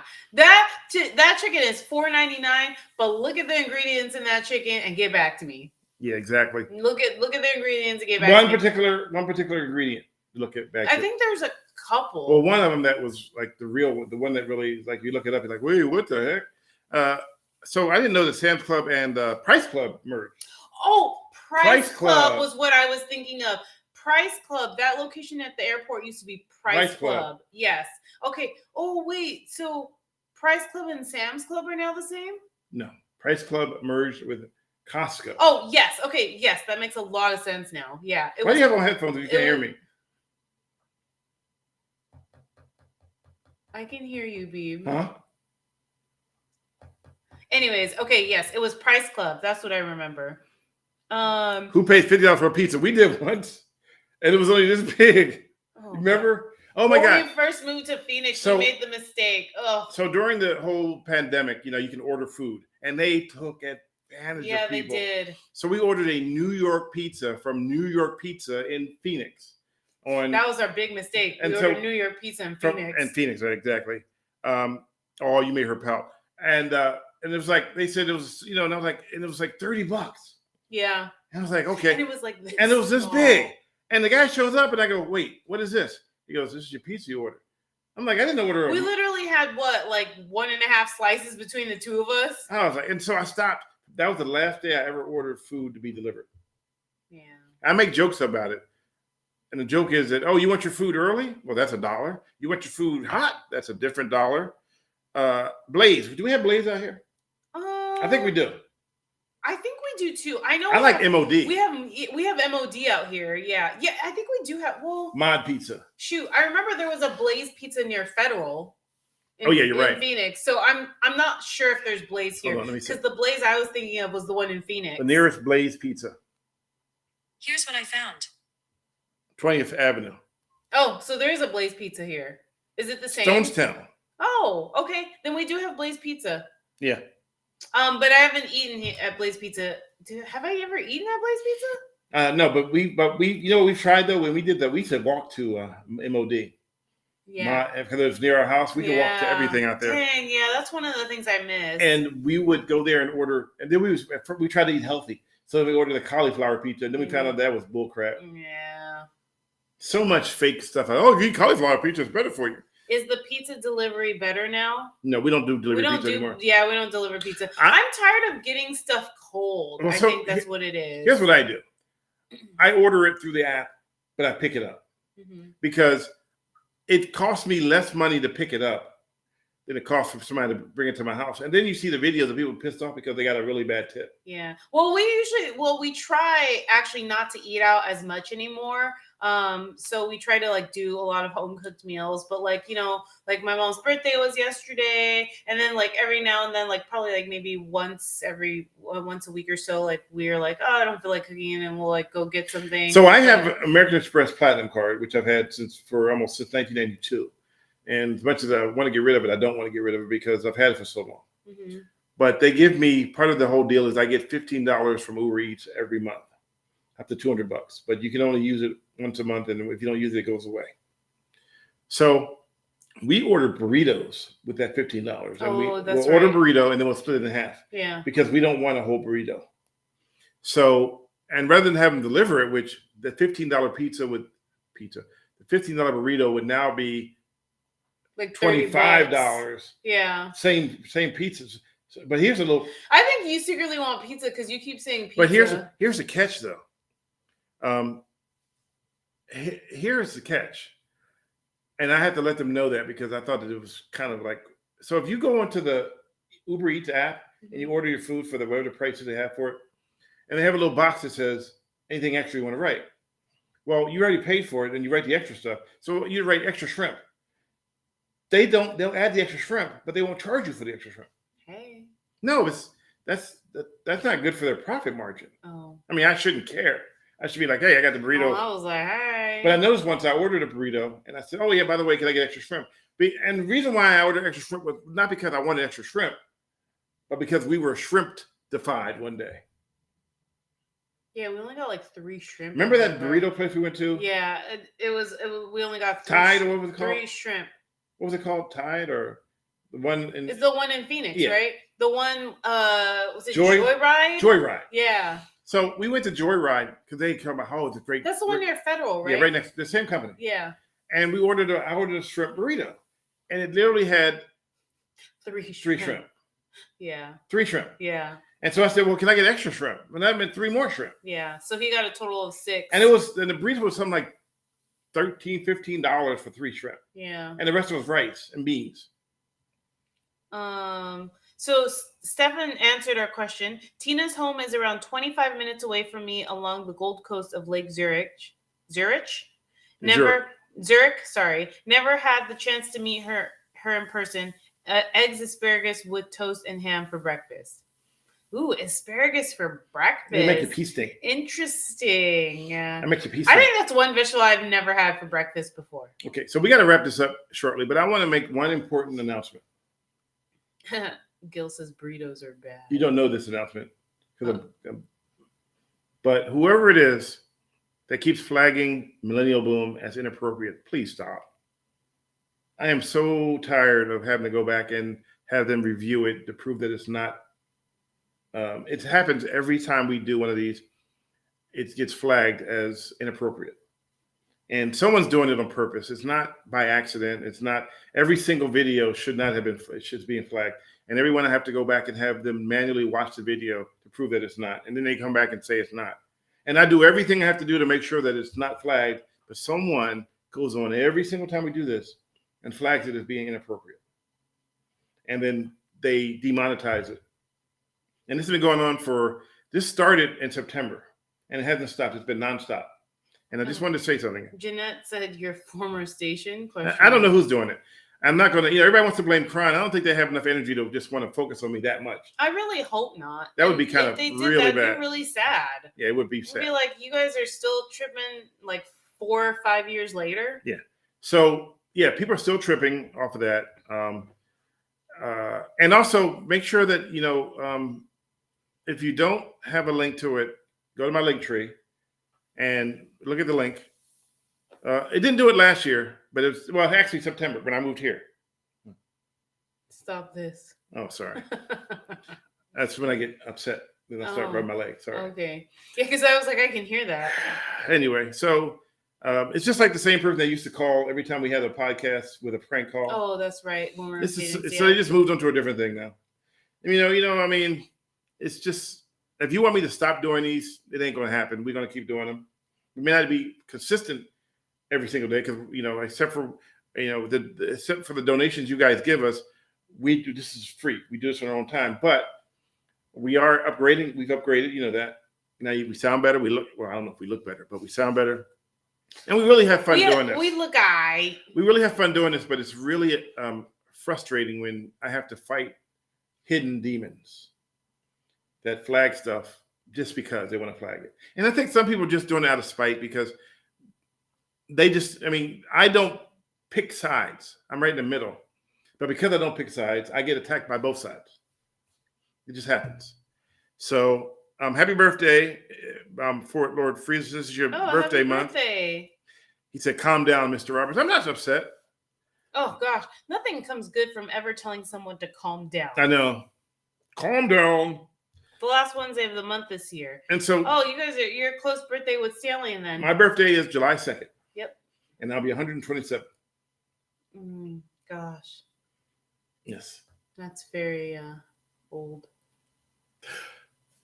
People are going, what? Look at my Twitter, you'll see why. Yeah, you're right. She disabled her because too many idiots trying to attack her for filming.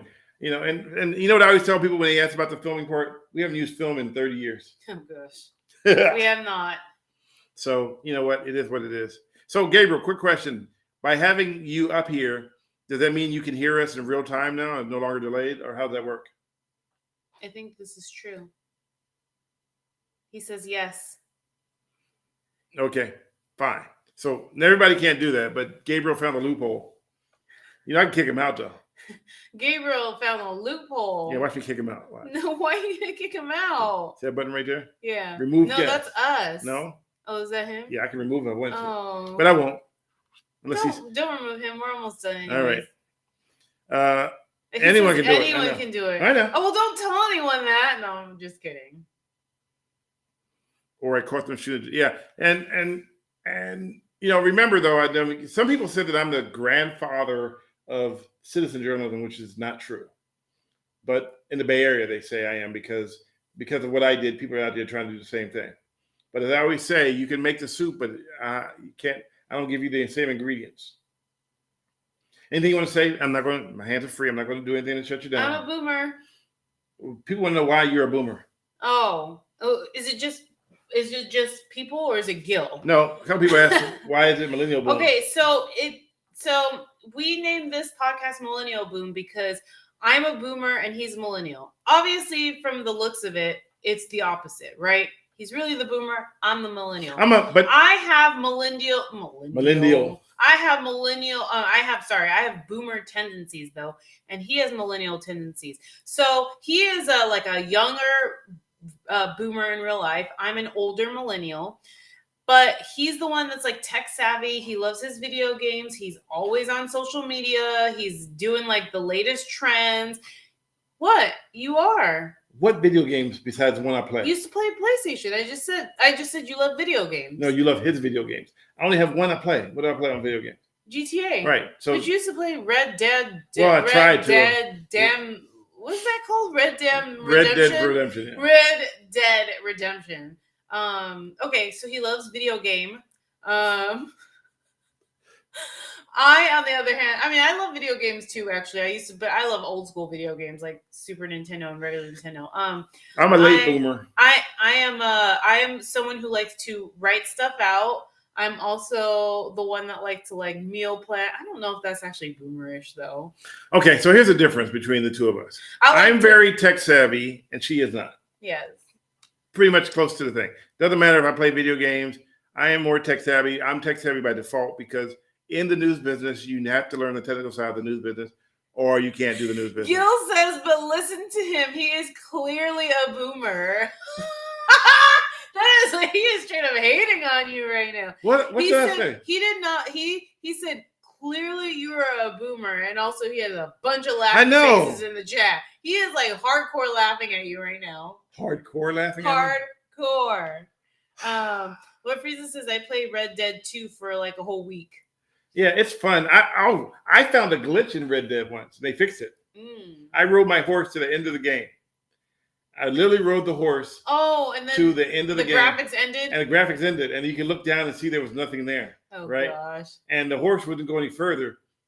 But once I stepped into then the horse was like invisible partially, but nowhere, and falling continually.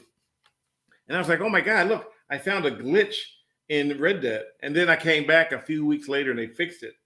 So the horse couldn't go up the hill anymore. It would literally stop just before it got up the hill. So you couldn't get to the end of the game. Oh, got it. Okay. I have a picture of it somewhere. I'm going to find that picture. A picture or a video? No, I took a still picture of the end of the game. Gil says tech does not denote generational affiliation. No, it probably, you know what?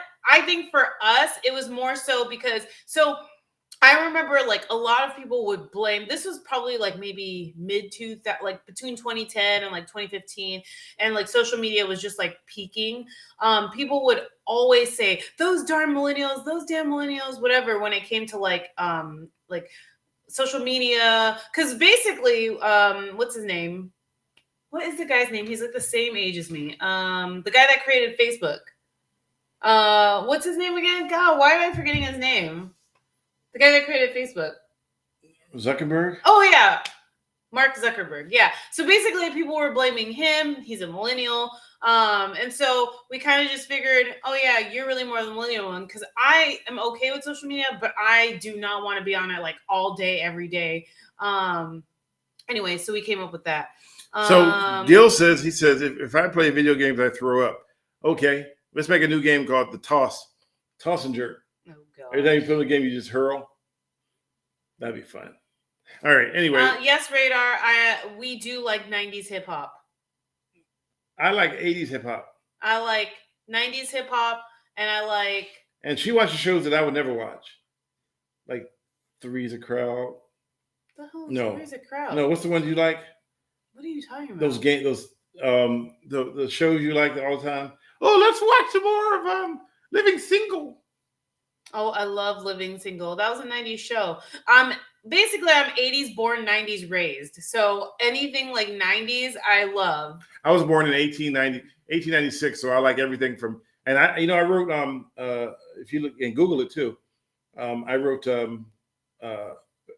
Mutiny on the Bound. You wrote what? I was a screenwriter back in the early 20s. Oh, All right. I love 80s hip hop too, TBH, but I like 90s hip hop and R&B more. I still like my rap. Old school rap, mostly. And I like 70s music. Whenever I see you, I always think the hip. You know what I think of? The hip hop, the hippie to the hippie. That's what I think of when Sugar Hill Gang, baby. Yeah, that's Sugar Hill Gang. That's what I think of when I The name of the group is Sugar Hill Gang. Yeah, okay. Say it. It's Sugar Hill Gang. Say it again. No. I'm just saying whenever I hear the song, I think of you. You wrote it or lived it, Mr. Badley TV. I did it all like in Monopoly. All right. We got to wrap this puppy up. It's been longer than you wanted to be. All right. Let's do it. And we thank you for your super chats and yes. And if you're on Facebook and you put stars, we thank you for your stars. If you're on Twitch and you added some bits, we thank you for your bits. There you go. I like old school soul music myself. Good old, but I listen to 70s on 7 on the satellite radio. David F-bomb's hella clowning, really old Sugar Hill style. I know, huh? She's like hip hop, hippity, hippity, hippity, hop, hop, hippity, hoppity, hippity, hippity, whoopity, hoppity, woppity. That's like, not what I did. Pretty close. I just said you liked hip hop. Hippity, hoppity, woppity, bibbity, wobbity. I don't even look like that. Yeah, you're more R. Kelly type, right? I believe I am high. Are you sure you're not R. Kelly type? I believe I am high. No, I'm not. I'm more. No, I'm not an R. Kelly type. Who are you? But I was like. You like Brandy. She's cool. There's different artists that I like. You like Maxwell? I do love Maxwell. All right. I love Mint Condition. Play her some Sugar. Put sugar on me. I love. Who else do I love? Bibbidi bobbidi boo. I love New Edition. Candy girl, you are my world. You know Bobby Brown. I know who Bobby Brown is. Yeah. What group was he with? New Edition, babe. Who did he marry? Whitney Houston. Who's he married to now? Oh, I have no idea. Do you know? I don't care. Okay, but that wasn't the question. Right. Do you know? I don't know. The answer is I don't care. Okay, anyways. I love soul music at work. Folks can't believe that I used to go to punk shows in the 80s. Wow. Nice. Oh, so here's the final thought. Then we got to really go. So I was watching CNN. I recorded the Bee Gees special. Mm-hmm. And I didn't know that they were around in the 60s. 60s, 70s, and 80s. You know why you didn't know that? Because I wasn't born yet. Because you were born in the 60s. I was born in the 1800s, babe. Well, then you should have known. I didn't know their music background from that. They started off with like ballet type songs. It didn't work because they weren't getting what the track they wanted. And then they switched and they found out by accident that he had this high pitch singing voice. Because they asked him to do some high pitched screams for another video. And he said, okay, I'll do it, but I got to go. He went to the studio and did it. They go, wait, play that back. He goes, play what back? And they, oh my God, why don't you sing like that all the time? Oh, I didn't even know I had it. Is he the one that does the? Yeah. Okay. Yeah.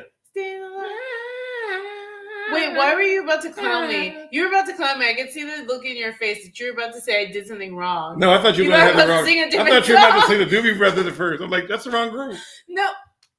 Okay, I know my music, Beeb. Okay, so watch that if you ever get a chance. I know some of you don't like CNN because of their political scheme, but they had a really good special about the Bee Gees. And I did not know that the reason why their career ended was because the ending of disco music, which they were associated with disco music, but they weren't disco music. Because they were, but disco. How were they associated with disco music inadvertently? And it goes under the thing, no good deed goes unpunished. Uh-oh. What? So they were asked to produce a couple of songs for a upcoming movie that they didn't have a name for it yet. Saturday. They didn't have a name for it yet. Okay. Upcoming movie, we want some songs. So they came up with 5 songs. Staying Alive, a bunch of other stuff. So the reason the name Saturday Night Fever came out was because the 2 of the songs they picked was Staying Alive and something Fever. Disco Fever or whatever. Disco Fever? I think that's it. And don't quote me wrong. And so, and then one of the guys in the phone said, these song titles suck. It's almost like somebody has a fever. You know, it's almost like someone has a fever. I don't want to do it. And the guy goes, it would be like a Saturday Night Fever. And all of a sudden, it became the name of the movie. Nice. Saturday Night Fever. Now, they wrote the music and they used it and they actually created their own rhythm for it in some of the songs. Because the songwriter writes the song and then the engineer puts the music to it. I always thought it was the other way around. Of course the songwriter writes the song. No, but I mean, the songwriter writes the song first. And then someone... Oh, you're saying that you thought the songwriter wrote the song to the actual music? Yes. Oh, no, they always Night Fever, thank you. They usually write the song first, and then they do the music to the song. Right, but a different person does the music to the song. Right. An engineer. Yes. So let's say you decided to give me lyrics, and I went to a back room and just came up with my own song and put it to it. You would come back and go, oh my God. Well, the producer will normally sometimes will have the beats, and they'll try to match it with the song. Right, the singing. Right. So... missed out on winter NSF the day of the green shows in Oakland. No, that was definitely back in the day. Remember, I'm from Philly. You youngsters. Shenanigans. So what I was trying to say was, before I cut my own self off, was that part of it was that they were caught away from what was going on because their music was disco music for the soundtrack only. Oh, okay. They weren't a disco They band. weren't actually a disco band, But by default, because there was a backlash brought on by a radio DJ in Chicago, that they blew up all the records. And what they wrote in the article was that they noticed that most of the records were from black and brown people. And all these were blown up. And then they were supposed to have a doubleheader. And because they blew it up, the crowd went crazy. They all ran on the field. When you say doubleheader, you're saying this was at a baseball game? Yes. Okay. Doubleheader. They blew it up in the second before the next game. But because the crowd rushed the field in a frenzy, they canceled the game. And the home team forfeited. Who's the home team? Where was this This at? was Chicago. Was it the White Sox or the Cubs? I don't know. One of those two. Probably the Cubs. I think I saw them wearing a C. So Cubs. So the Bee Gees lost all of their credibility as singers, even though they weren't disco singers. So they ended up going apart. And then, but believe it or not, they wrote a lot of songs. A lot of songs that we sing today that are being sung by Kenny Rogers and all those different people. They wrote the music to it. All right, that's it. We got to go. So much for Almost you. 2 hours. Wow. Okay. I'm a boomer. Well, you told me. I'm a boomer. But you got caught up for a moment. I did. Costco. That really juiced me up. Did you juice you up or did it bake you up? I'm a boomer. Can I go wave my? You're so All right, guys. I'm a millennial. She's a boomer, and we're gonna say goodbye. We appreciate you guys sticking with us. You could be anywhere else, but you decided not to. You decided to be with us, even though the game was on. Thanks for joining us, guys. I know we're a little tired and delirious. Well, I know I am now. So we'll see you next week. We'll see you next week. And we got to break all this stuff down. So that's another hour now. You want to help me break it down this time? Are you saying I don't help you break it down? You didn't help me break it down last week. Well, it depends. Are you snoring and waking me up Bye. an hour before bed? All right, guys. An hour before I wake up. Don't forget to snore in the morning for Diane. Oh, hell no. Yeah, I'm her early morning alarm clock that she doesn't realize. Gosh. All right. Hey, All right. Thanks for everything, everybody. We appreciate it. See you again. Share God this. bless you guys. Share the Millennial Boom. Oh, by the way, I had thank you, Jace. Yes, Jace. Jace went back and put all of the old Millennial Booms on Spotify, so you should be able to find it, and you can listen to them if you want to. Lord Just audio Francis only. says you could always break it down in the morning. Hey, that sounds like something you would say. He always will be like, oh, we gotta wash the dishes. Oh, we gotta clean the kitchen. Oh, we gotta do this. He'd be like, I'll be there in the morning. I'm like, ugh. Anyways. Yeah, it's 12 o'clock for where Gabriel is. He has to go to sleep now. Yeah, so like I always say, it'll be there tomorrow. No, we're breaking this down tonight. All Bye, right, guys. We appreciate it. Thank you for listening to Millennial Boom with Diane Faith and Stanley Roberts. Millennial Boom and Reasons Why Aliens Will Never Invade Earth and Caught Misbehaving videos are made possible through viewer donations. Check out www.linktree.com/MrBadleyTV to see how you can help. See you next week.